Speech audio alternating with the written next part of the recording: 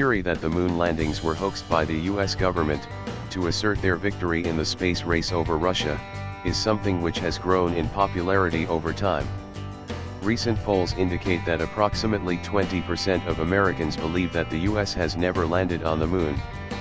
After the Apollo missions ended in the 70s, why haven't we ever been back?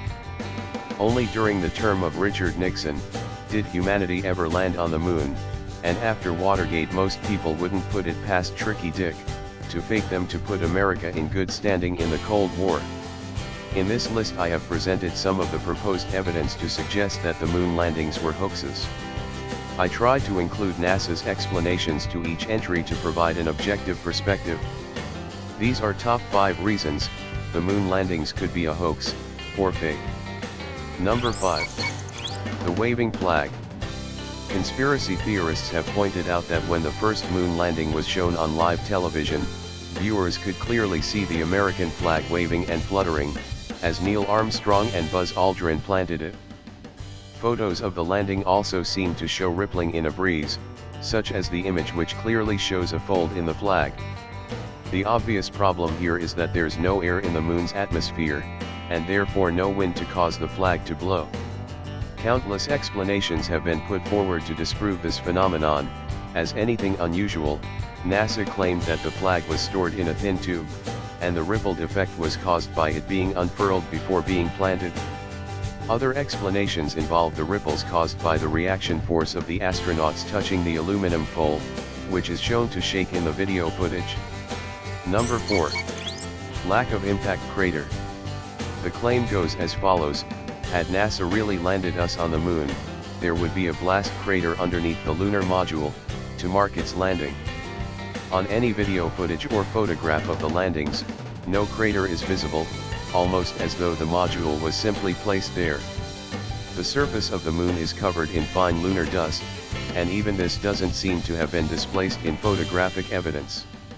Much like the waving flag theory, however, the lack of an impact crater has a slew of potential explanations. NASA maintains that the module required significantly less thrust in the low-gravity conditions than it would have done on Earth.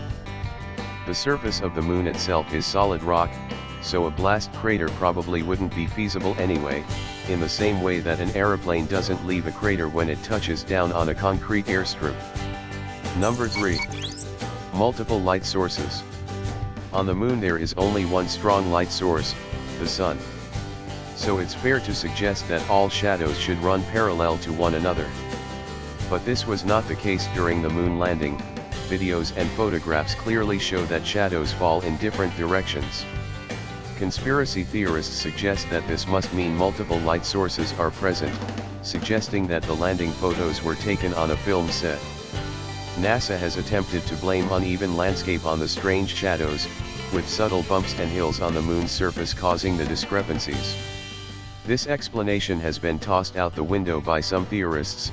How could hills cause such large angular differences?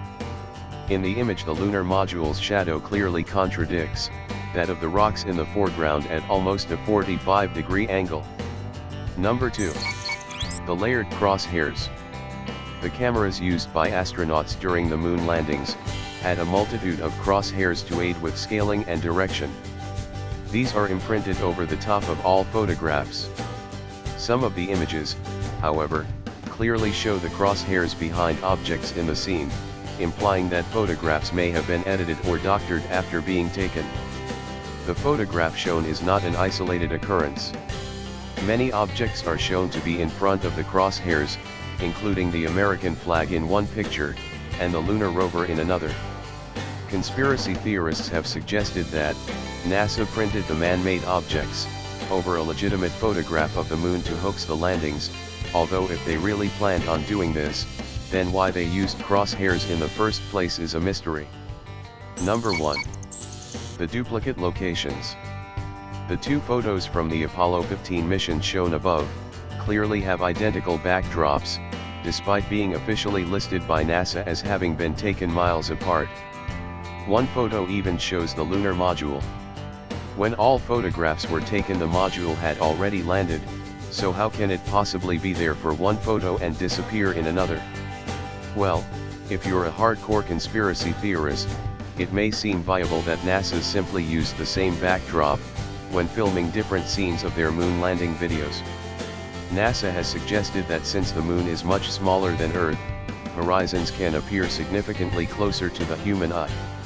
Despite this, to say that the two hills visible in the photographs are miles apart is incontrovertibly false. Bonus: the Stanley Kubrick theory. This loose extension of the popular conspiracy theory states that acclaimed film director Stanley Kubrick was approached by the US government to hoax the first 3 moon landings. There are 2 main branches of this somewhat implausible theory. One group of believers maintain that Kubrick was approached after he released 2001, A Space Odyssey. Released in 1968, 1 year before the first moon landing, after NASA came to appreciate the stunning realism of the film's outer space scenes at that time. Another group contends that Kubrick was groomed by the government to film the moon landing long before this, and that 2001, A Space Odyssey was a staged practice run for him. So what evidence might support such claims? Well, apparently if you watch The Shining, another Kubrick picture, you can pick up on some alleged messages hidden by Kubrick, to subtly inform the world of his part in the conspiracy. The most obvious is the child's Apollo 11 shirt worn in only one scene. Another supposed gem is the line written on Jack Nicholson's character's typewriter, "All work and no play makes Jack a dull boy," in which the word "all" can be interpreted as A11, or Apollo 11. If you aren't convinced yet, Kubrick made the mysterious hotel room in the film number 237. Guess how many miles it is from here to the moon? 238,000. So divide that by 1,000 and minus 1, and you've got one airtight theory right there. Thanks for watching. Continue watching similar videos. Subscribe for more.